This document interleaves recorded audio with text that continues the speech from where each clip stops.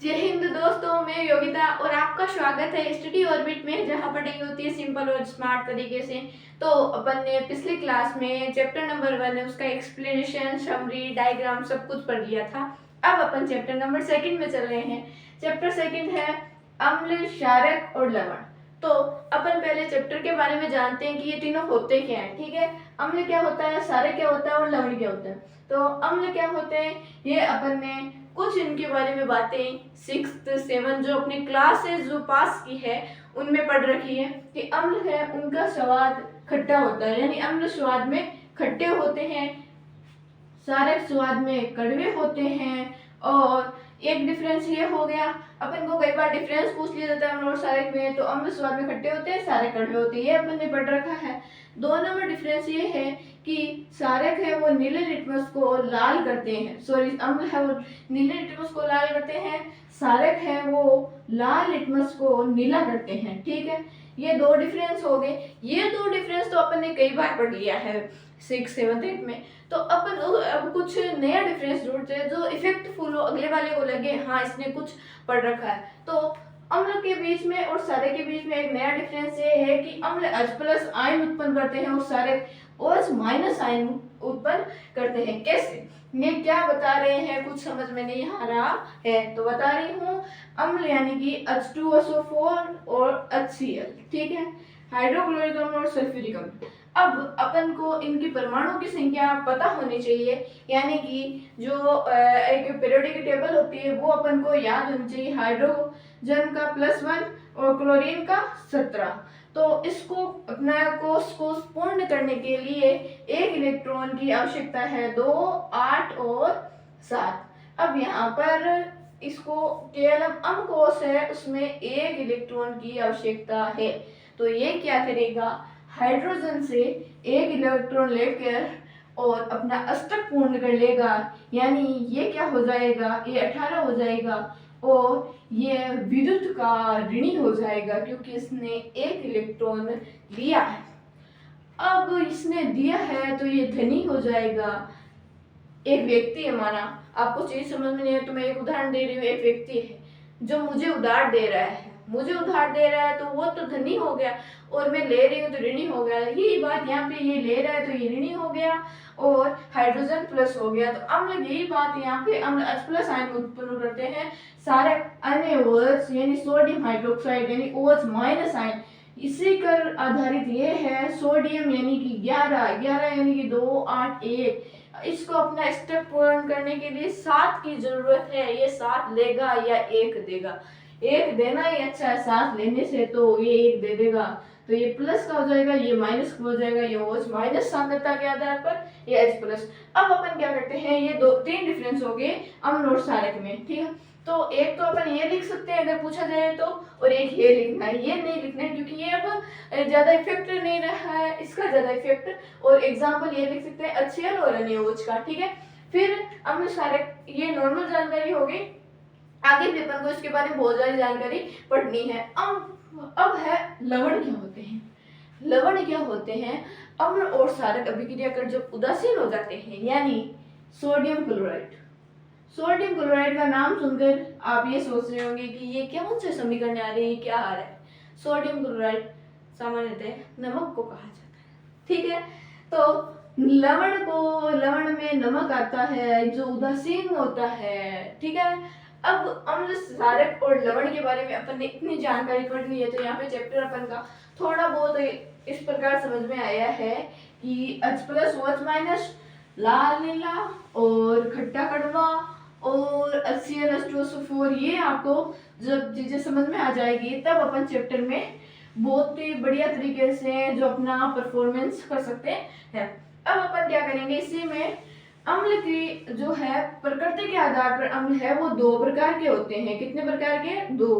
कौन कौन से होते हैं, एक तो होता है कार्बनिक अम्ल और एक होता है खनिज अम्ल। ठीक है, तो इन दोनों के बीच में डिफरेंस पूछ लिया जाता है। तो कार्बनिक अम्ल है ये खाद्य पदार्थों में पाया जाता है। खाद्य पदार्थों में कैसे, यानी जैसे कि दही में है, अपन ने पढ़ रखा है, लैक्टिक अम्ल पाया जाता है, और सिरका और नींबू और इमली, इनमें वो सिट्रिक अम्ल है पाया जाता है। सिरके में एसिटिक अम्ल होता है। खनिज खाद्य पदार्थों में नहीं पाए जाते हैं। इनका एग्जाम्पल होगा HCl, H2SO4। इनकी प्रकृति संसारक होती है। ठीक है, ये इनके बीच डिफरेंस हो गया प्रकृति के आधार पर। और H+ आयन मैंने बताया था, उसी के आधार पर भी अम्ल है वो दो प्रकार के होते हैं। कौन कौन से? एक तो दुर्बल और एक प्रबल अम्ल। प्रबल अम्ल में जिनमें H+ आयन सांद्रता अपेक्षाकृत अधिक पाई जाती है, जैसे कि HCl, H2SO4 ये। और दुर्बल में क्या हो जाएगा? जिनमें H+ आयन सांद्रता अपेक्षाकृत कम पाई जाती है। कैसे? जैसे कि CH3COOH, एथेनोइक अम्ल का उदाहरण ये हो गया।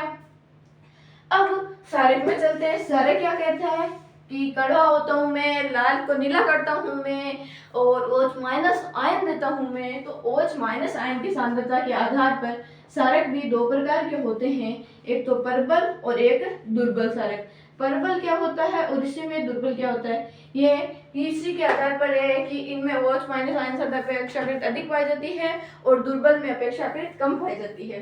प्रबल का एग्जाम्पल ये हो जाएगा सोडियम हाइड्रोक्साइड, और दुर्बल का हो जाएगा NH4OH यानी अमोनियम हाइड्रोक्साइड। ठीक है, एक इन दोनों में प्रबल दुर्बल में ये देख सकते हैं कि इनमें जल में पूर्णतः आयनित हो जाते हैं प्रबल तो, और दुर्बल जल में पूर्णतः आयनित न होते हैं।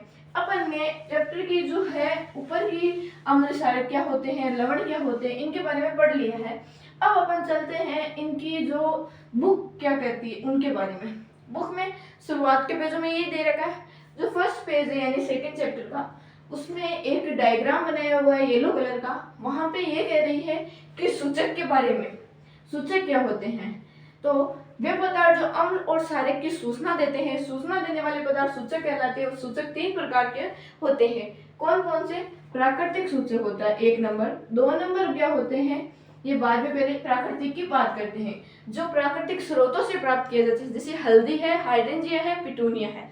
लिटमस, एक चीज आ गई अब लिटमस। लिटमस क्या होते हैं? लिटमस को थेलोफाइटा समूह के लाइकेन नामक पौधे से निकाला जाता है। थेलोफाइटा समूह हो गया, उसका लिचेन या लाइकेन बोल सकते हैं, उस नाम के पौधे से निकाला जाता है। लिटमस जब न तो अम्लीय होता है और न ही क्षारकीय होता है, तब वह बैंगनी रंग का रंजक होता है। अब एक चीज यहाँ पे आपको नोट करनी है कि कई बार एमसीक्यू टाइप का क्वेश्चन आता है कि लिटमस जब न तो अम्लीय होता है नहीं क्षारीय होता है, तब किस रंग का होता है? तब वह बैंगनी रंग का होता है। और एग्जाम जैसे ऑप्शन दे देते हैं बैंगनी, नारंगी, गुलाबी, तो अपन को समझ में नहीं आता, ये याद रखना बैंगनी रंग का रंजक होता है। प्राकृतिक स्रोतों से निकाले जाते हैं प्राकृतिक, हल्दी, हाइड्रेंजिया, पिटूनिया एग्जाम्पल, और लिटमस। ठीक है, 2 नंबर है वो है संश्लेषित सूचक। संश्लेषित सूचक क्या होते हैं कि वे सूचक जो प्रयोगशाला में निर्मित किए जाते हैं, जैसे कि मेथिल ऑरेंज, फिनोल्फथलीन। ठीक है, ये हो गए मेथिल ऑरेंज, और एक आप लिख सकते हैं फिर फिनोल्फथलीन। 3 नंबर पे है गंधीय सूचक, जिनके अपन को अम्ल और क्षारक होने के बारे में गंध आती है। कटी प्याज, तनुवेलिना, और जो है तनुवेलिना एक एग्जाम्पल बहुत बढ़िया रहता है इसमें। बाकी तो लौंग का तेल है, कटी प्याज है, ये हो सकते हैं। ठीक है, ये अपन ने सूचक, अम्ल, क्षारक, लवण सभी के बारे में जानकारी प्राप्त कर ली है। अब अपन का चैप्टर यहाँ से शुरू हो रहा है, और चैप्टर कह रहा है कि अम्ल और क्षारक के बीच के रासायनिक गुणधर्म। रासायनिक आएंगे अगले वाले चैप्टर यानी 3rd नंबर चैप्टर में। रासायनिक, भौतिक, धातु और धातु के भी आएंगे, बहुत सारे आने वाले। अभी केमिस्ट्री चल रही है, तो अम्ल और क्षारक के रासायनिक गुणधर्म क्या होते हैं। तो अम्ल और क्षारक की पहली जो अभिक्रिया रहने वाली अपन की धातु के साथ में रहने वाली है।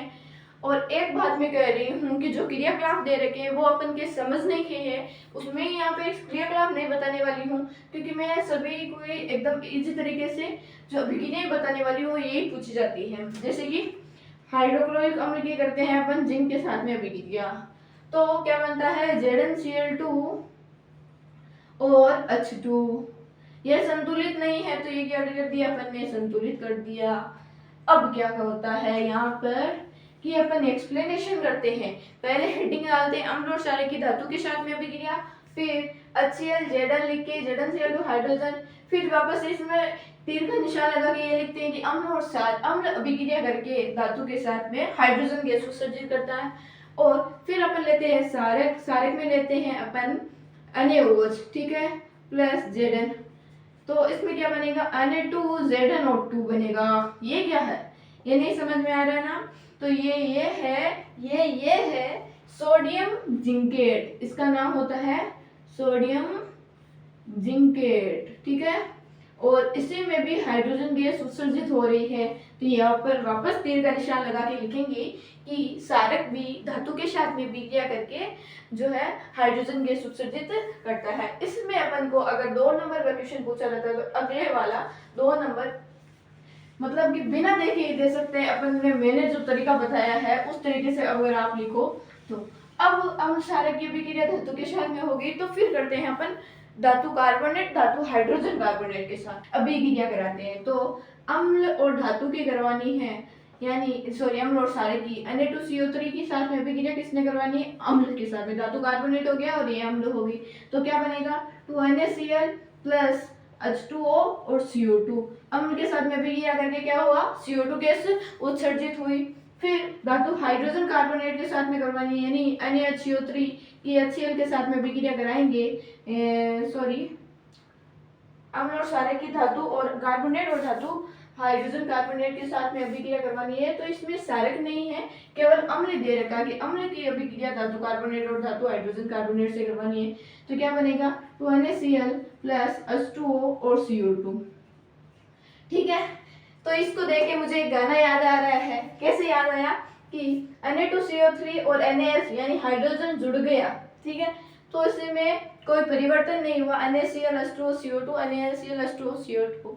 एक गाना है कि दोस्ती पर जाते नहीं कहीं रिश्ते पुराने से किसी नए के आ जाने से, ठीक है ना। तो मुझे वो गाना इसको देख के याद आया। अब अपन क्या करते हैं कि इसमें जो CO2 गैस उत्सर्जित हुई है ये अपन लिख सकते हैं कि धातु कार्बोनेट धातु हाइड्रोजन कार्बोनेट के साथ में अभिक्रिया करके CO2 गैस उत्सर्जित किया जाते हैं। CO2 गैस का परीक्षण करते हैं। एक बार बोर्ड में बहुत इंपॉर्टेंट क्वेश्चन पूछा गया था, यानी 2024 का जो बोर्ड एग्जाम था वहीं पर, कि कैल्शियम हाइड्रोक्साइड जिस CO2 गैस को बुझे हुए चूने में डालने पर क्या होता है? तो CaCO3 प्लस H2O बनता है, ठीक है। CaCO3 और H2O। ये अपन देख सकते हैं फिर से कि ये बनना कैसे बना है, क्या हुआ। अब ये तो ठीक है यहाँ तक कि बुझे हुए चूने को कार्बन डाइऑक्साइड में मिलाने पर क्या होता है। यहाँ पे पूछ लिया गया था कि अत्यधिक मात्रा में कार्बन डाइऑक्साइड डालने पर क्या होगा। CaCO3 H2O CO2 में अत्यधिक मात्रा में डालने पर क्या होगा? तो CaHCO3 बनेगा, ठीक है ना। ये एकदम इजी क्वेश्चन था, लेकिन कुछ बच्चों का ये जो रह गया था, यानी कि कुछ को समझ में नहीं आया था। इसको अपन लिखेंगे कैल्शियम हाइड्रोजन कार्बोनेट, ठीक है। ये अपन के धातु कार्बोनेट के साथ में भी अभिक्रिया हो गई। अब अपन चलते हैं 3 नंबर अभिक्रिया में। 3 नंबर अभिक्रिया क्या कह रही है कि अम्ल और सारक की परस्पर अभिक्रिया, अम्ल और सारक की परस्पर अभिक्रिया करवाते हैं तो क्या होता है? परस्पर अभिक्रिया कराने से क्या होगा? NaOH यानी ये हो गया सारक और ये हो गया अम्ल, इनकी अभिक्रिया करवाएंगे। NaCl बनेगा और H2O बनेगा, सोडियम क्लोराइड बनेगा और जल बनेगा, ठीक है। तो अब इसमें लवण बन गया और जल मुक्त हो गया। 3 नंबर रासायनिक अभिक्रिया यही थी। अब अपन क्या करेंगे, जो बाकी बची हुई है वो नेक्स्ट वीडियो में करेंगे और वो 3-4 से रहने वाली है। ये चैप्टर थोड़ा सा लॉन्ग है तो अपन इसे जल्द से जल्द निपटाने की कोशिश करेंगे। 3-4 वीडियो में ये खत्म हो जाएगा और बहुत ही इजी टॉपिक है। अगर मेरे साथ जुड़े रहिएगा तो कमेंट करिएगा अगर आपको पसंद आया हो वीडियो, और शेयर भी करिएगा, सब्सक्राइब भी करिएगा। Again thank you for my new subscribers and all subscribers, thank you.